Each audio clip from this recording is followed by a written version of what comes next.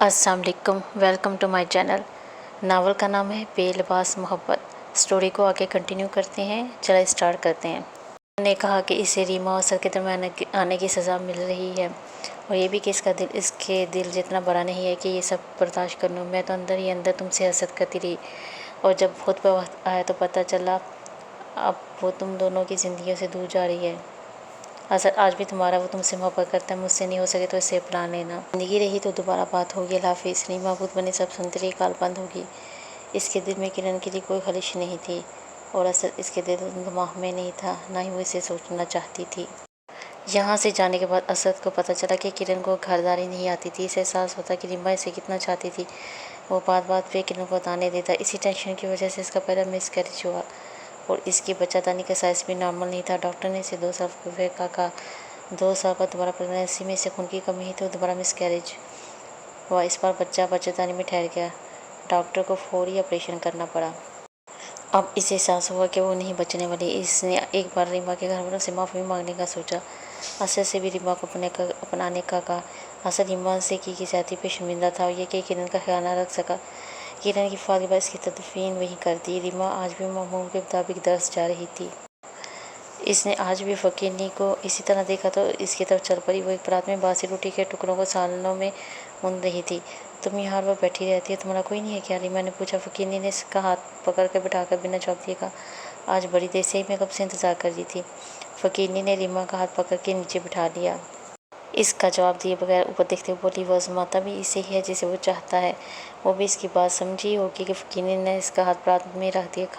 खा ले, सब तेरा ही है। रीमा इस परात के करीब इसे देखने लगी। वो दोबारा बोली, खा ले, सब तेरा नसीब है। रीमा ने आंखें बंद करके पागली तरह खाना शुरू कर दिया। फ़कीरनी ने ज़ोर से कहकर लगाया और कहा, ये कामयाब हो गया, अब तू जाने तेरा फैसला। रीमा रोते हुए खा रही थी। जब इसने आंखें खोली तो वहाँ कोई नहीं था। इसके हाथों में मिट्टी थी लेकिन मुंह में सालन का जायका भी मौजूद था। वो हैरत से उठी और दस्तकार की तरफ चल दी। किरण की वफ़ात को 1 साल हो गया था। असद ने खुद को बदल लिया था। वो रीमा से शादी करना चाहता था। वो अब रीमा की पसंद के मुताबिक बदलना चाहता था। वो पाकिस्तान वापस आते ही रीमा से मिलना चाहता था। इसने फैसला किया कि वो रीमा की तमाम गलतियों को भूलकर इसे अपनाएगा।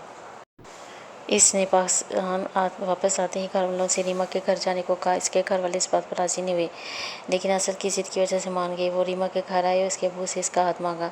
अख्तर ने बताया कि असद बहुत शर्मिंदा। रीमा के अबू ने साफ इनकार कर दिया। कहा, असद का अब कोई ताल्लुक़ नहीं है रीमा से। अगले दिन असद रीमा के घर आ गया। रीमा के अबू घर नहीं थे। दरवाज़ा खुला था। असद खुला देखकर अंदर आ गया। सामने रीमा बैठी हुई थी।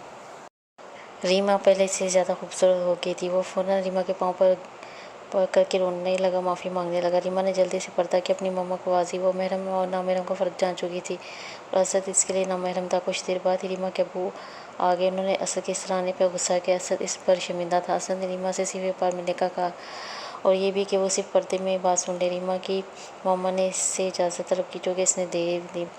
असद पर्दे के पीछे बैठा अपने गुनाहों का इतराफ़ कर रहा था और कहा कि अगर वो इसे एक मौका दे तो इसकी सारी गलतियों को नज़रअंदाज करके इसे शादी करके उससे खुश रखेगा। वो हाथ जोड़े रीमा के जवाब का मुंतज़िर था। रीमा असद के पास सुनकर हंसने लगी। तुम मुझे माफ़ कर गए, मेरी माजी को नज़रअंदाज करोगे तुम? वाह क्या बात है। असद मुझे तुमसे कोई शिकायत नहीं है और रही बात गुनाह की तो मैं खुद गुनाहगार हूँ। मेरी नज़र में कोई बुरा नहीं है। हर किसी ने अपना साथ देना है। तुम आज़ाद थे, आज़ाद हो। मेरे पास तुम्हें देने के लिए कुछ नहीं है। और रही बात खुशी की तो इसके रास्ते पर मुनहसर मैं जिस रास्ते पर हूँ खुश हूँ।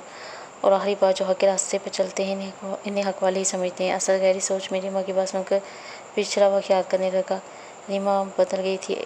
अब वो अनमोल हीरा बन चुकी थी और तराशी जा चुकी थी। अब इसका कोई मोल नहीं। रीमा असद के जाने के बाद नवाफल पाने लगी कि इसका हर रास्ता हक का रास्ता हो। रीमा की वालदा को इसकी शादी की फ़िक्र होने लगी। रीमा के वालिद कहते नहीं कि बेटियाँ बोझ नहीं होती। इधर उमर को उम्र कैद की सज़ा हो चुकी थी। नूर की तबीयत बेचैन रहती। इसे ड्रग्स की आदत हो गई थी जिसके ना मिलने की वजह से वो जिस्म फरोशी के अड्डे पर जा बैठी थी। वक्त गुजरने के साथ लोगों ने इसे मुंह लगाना छोड़ दिया। वो भीख मांगने पर आ गई। शबान का महीना चल रहा था। एक दिन रीमा के वालिद ने रीमा की मम्मा को कहा कि उन्होंने फैक्ट्री के मौजूदा इमाम साहब जो कि आलम दीन है अबू बकर साहब को घर पर खाने की दावत दी है। अगले दिन रीमा ने मशरूब के साथ खाने भी बनाए। रीमा के वालिद इमाम साहब दोनों ने कमरे में बैठकर खाना खाया और घरेलू उमूर पर बातें की और इशा की नमाज के लिए चले गए। इस दौरान रीमा की मम्मा और रीमा दोनों अपने कमरे में रहीं। اس نے نہ ماما مسجد کو دیکھا نہ سنا۔ ابو بکر صاحب کچھ دن پہلے ہی فیکٹری میں مقرر ہوئے تھے۔ ان کا اخلاق بہت اچھا عمل انسان تھا جو لوگوں کو ملنے پہ مجبور کر دیتا تھا۔ ان کی عمر 33 سال تھی۔ ان کی شادی نہیں ہوئی تھی۔ ریما کے والد نے ریما کی مما سے ابو بکر صاحب کی فیملی کے بارے میں بات کی اور بتایا کہ ابو بکر صاحب کے والد ان کے رشتے کے سلسلے میں گھر آنا چاہتے ہیں، جس کے لیے ریما کی مما نے حامی بھری اور ریما کو اپنے کمرے میں بلایا اور کہا، بیٹی یہ مت سمجھو کہ تم ہم پہ بوجھ ہو، لیکن اگر تم اجازت ہو ایک رشتے کی بات کروں۔ ریما نے کہا، پاپا کیسی باتیں کرتے ہیں آپ، میرے بڑے ہیں، آپ کے ہی جو کہنا چاہتے ہیں۔ ریما کے والد کو سوچ کے بولے، بیٹی جو مام صاحب اس نے گھر آئے تھے وہ تم سے شادی کرنا چاہتے ہیں، تم پر کوئی زبردستی نہیں، لیکن میں تمہارا فرض ادا کرنا چاہتا ہوں اور یہ رشتہ تمہارے لیے مجھے معقول لگا ہے۔ لوگ ان کی بہت عزت کرتے ہیں، مجھے امید ہے وہ تمہیں خوش رکھیں گے۔ ریما نے سر جھکایا، کہا، آپ میرے بابا ہیں، آپ میرے غلط نہیں سوچ سکتے، آپ کا فیصلہ مجھے منظور ہے، کہہ کر وہ اپنے کمرے میں چلی گئی۔ اس کا جواب سن کر انہیں اطمینان ہوا۔ شادی کی بات سن کر ریما گھبرانے لگی۔ وہ محرم لوگوں کے سامنے آ کے تھک چکی تھی۔ اسے لگا کہ پھر سے کوئی آزمائش ہے۔ وہ ہاتھ جوڑے دعا کرنے لگی۔ اس رات اس نے خواب میں دیکھا کہ وہ ایک منڈی میں ہے جہاں بہت سے لوگ اسے نوچ رہے ہیں اور اسے بے لباس کر رہے ہیں۔ اچانک سے دانیال اسے سب سے بچا لے جاتا ہے۔ ریما کی اچانک سے آنکھ کھل کے سینے سے شربور تھی۔ اس کا جسم کانپ رہا تھا۔ اس نے ٹائم دیکھا تو تہجد کا تھا اور وہ معمول کے مطابق تہجد پڑھنے لگی۔ تہجد کے بعد اس کے ہاتھ دعا کے لیے اٹھے۔ خواب یاد آتے ہی اس کو دانیال کی یاد آنے لگی۔ اس کی آنکھیں اشکبار تھیں۔ اے میرے رب، میں تیری رضا میں راضی ہوں، مجھے ویسا بنا دے جیسے تجھے پسند ہو، میرے دل سے دانیال اس دنیا کی محبت نکال دے، بس ویسا بنا دے جیسے تجھے پسند ہو۔ اچانک سے دانیال کے بابا خیال آنے پہ اس نے سوچا کہ وہ ابو بکر صاحب کو اپنی ماضی کے بارے میں ضرور بتائے گی۔ اگلے دن ریما نے اپنے ابو کو ایک خط ابو بکر صاحب کو دینے کو کہا جس میں اس کے ماضی کے بارے میں سب لکھا تھا اور کہا، یہ جو ان کا جواب وہ آخری سمجھ لیجیے گا۔ ریما نے وہ خط ایک اور لفافے میں ڈال کے اسے گود میں چپکا دیا تاکہ اس کے بابا نہ پڑھ سکیں۔ ظہر کی نماز کے بعد ریما کے والد نے وہ خط ابو بکر صاحب کو دیتے ہوئے کہا، یہ میری بیٹی کا خط ہے، وہ آپ کو اپنے ماضی کے بارے میں بتانا چاہتی ہے۔ ابو بکر نے وہ خط مٹھی میں لے کر آسمان کی طرف دیکھا اور کھول کر پڑھنے لگا۔ رات کو عشاء کی نماز کے بعد ابو بکر نے ریما کے والد کو چند باتیں کیں اور جواب لکھ کر دے دیا۔ آپ نے تو اتنی آسانی سے جواب لکھ کے دے دیا، میں خود ایک گناہ گار انسان ہوں، نہ ہی خوبصورت سلیقہ مند ہوں، بس کوشش کروں گا کہ آپ کو خوش رکھ سکوں، بس یہ چاہتا ہوں کہ ہم شادی کے بعد دیکھیں، کہیں مجھے دیکھ کے انکار نہ کر دیں، اس لیے اسے میری التجا سمجھیں۔ ابو بکر نے ریما کے والد کو کہا کہ 2 دن بعد میرے گھر والے نکاح داری کے سلسلے میں آئیں گے، ان کا ارادہ ہو تو ہاں کر دیجیے گا۔ ریما کا جواب پڑھ کر تھوڑا عجیب لگا، لیکن وہ اس التجا پر راضی تھے۔ وہ خود بھی نہیں چاہتی تھی کہ نکاح سے پہلے اسے کوئی نامحرم دیکھے۔ ریما کی فیملی دیکھنے میں ڈیسنٹ تھی۔ ابو بکر کی والدہ نے اسے ابو بکر کے بارے میں بتانا شروع کیا، میرا بیٹا عالم ہے، وہ چاہتا ہے نکاح کے بعد ہی تم دونوں ایک دوسرے کو دیکھو۔ وہ تھوڑی دیر رکی، پھر بولی، میرا بیٹا جیسے بھی لیکن تمہیں خوش رکھے گا۔ پھر انہوں نے ریما کی مرضی جانی۔ ریما خود ہی چاہتی تھی کہ نکاح پردے میں ہو۔ اس نے اللہ کا نام لے کے حامی بھر لی اور 18 رمضان کو نکاح کی تاریخ مقرر ہوئی، کیونکہ اس کے بعد ریما نے اعتکاف میں بیٹھنا تھا۔ ابو بکر کی والدہ نے اس کا منہ میٹھا کروایا اور کہا، رخصتی بھی جلد ہوگی، بغیر کسی رسم کے، جیسے ابو بکر کو بہتر لگے گا۔ اگلے دن فوزیہ نے ریما کو کال کر کے اسد کے بارے میں سوچنے کا کہا اور احساس دلانا چاہتی تھی کہ اب وہ بدل گیا ہے، اور مزید کہا کہ وہ تمہیں تمہارا ماضی بھلا کر قبول کرنا چاہتا ہے، جو کہ کوئی عمر نہیں کر سکتا۔ تمہاری زندگی کا فیصلہ سوچ کر تو دیکھو۔ لیکن ریما کے لیے اسد کی کوئی اہمیت نہ تھی۔ اس نے صاف انکار کر دیا اور کہا کہ آئندہ اس موضوع پہ بات نہ کرے۔ ریما کے دل و دماغ میں یہ بات بیٹھ گئی تھی کہ کوئی بھی اس کے ماضی کو بھلا نہیں سکتا۔ عشاء کی نماز کے بعد ریما سوچنے لگی کہ فی الوقت ابو بکر نے خط پڑھ کے کچھ نہیں کہا، کیا وہ شادی پر اس کے جسم کی خیانت قبول کرے گا؟ اگلے دن ریما کے والد نے خوشخبری سنائی کہ وہ ریما کی والدہ اس کے ساتھ عمرے کے لیے جا رہے ہیں۔ عید کے بعد ریما کی مما نے جب پیسوں کا پوچھا تو انہوں نے ریٹائرمنٹ سے ملنے والے پیسوں کا بتایا۔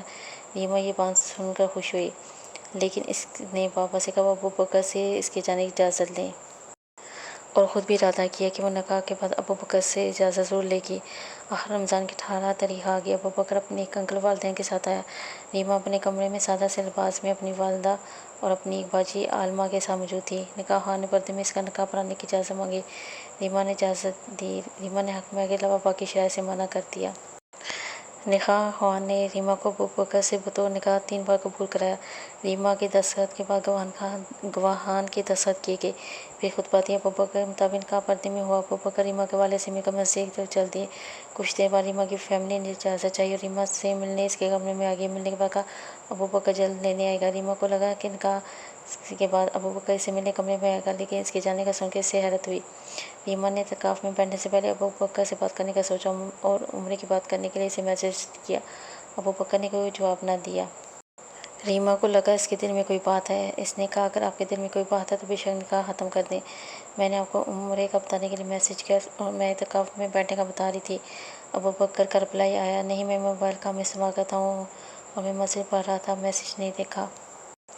ریما نے عمرے کے لیے اجازت لی اور اس کا ہاں میں جواب پا کر خوش ہوئی، لیکن اس نے کہا آپ بھی ساتھ چلیں۔ ابو بکر نے کہا آپ مجھے ساتھ محسوس کر لیجیے گا۔ ریما نے فون رکھا اور اعتکاف کی تیاری کرنے لگی۔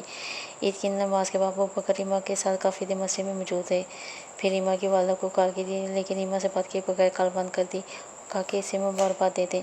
ریما کو بہت زیادہ برا لگا کہ وہ اب نکاح میں ہے، لیکن پھر بھی مبارکباد نہیں دی۔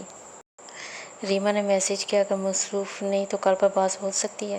کوئی جواب نہ دینے پر ریما نے کال کی تو نمبر مصروف کر دیا اور دوبارہ کال کرنے پر ابو بکر نے ٹرن کی آواز میں سلام کیا۔ ریما السلام علیکم، کیسے ہیں؟ ابو بکر وعلیکم السلام ریما، عید مبارک۔ ابو بکر خیر مبارک جی ریما، اگر تھوڑی دیر بات ہو سکتی تو؟ ابو بکر نہیں، ابو بکر ٹوٹی آواز میں بولا۔ ریما نے گھبراتے ہوئے کہا وہ عمرے کی اجازت چاہیے تھی، بلکہ میں چاہتی ہوں آپ ساتھ چلیں۔ ریما ایک سانس میں بول رہی تھی کہیں کال بند نہ ہو جائے، اور وہ ہو بھی گئی اور میسج آیا کیا آپ دانیہ سے محبت کرتی ہیں؟ ریما میرا دل صرف اللہ کی ذات کے لیے ہے۔ کیا آپ نے اسے معاف کر دیا؟ ریما میرے دل میں کوئی خلش نہیں، معاف کیا میں نے۔ ابو بکر نے کہا خیر میں نے اجازت دے دی، آپ جا سکتی ہیں، میں عمرے کے بعد لے جاؤں گا آپ کو۔ میسج دیکھ کر آہ بھری موبائل ماما کو دے دیا۔ 2 دن بعد فلائٹ تھی جو کہ ڈائریکٹ لاہور سے جدہ کی تھی، پھر آگے مکہ جانا تھا۔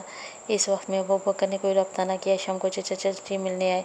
جانے سے پہلے اس نے ابو بکر کو کال کی اور نمبر بند ملا۔ آج کی ویڈیو میں یہاں تک کی، باقی سٹوری نیکسٹ ویڈیو میں۔ آپ سے میری ریکویسٹ ہے میرے چینل کو سبسکرائب کریں اور میری ویڈیو کو لائک اور شیئر ضرور کریں۔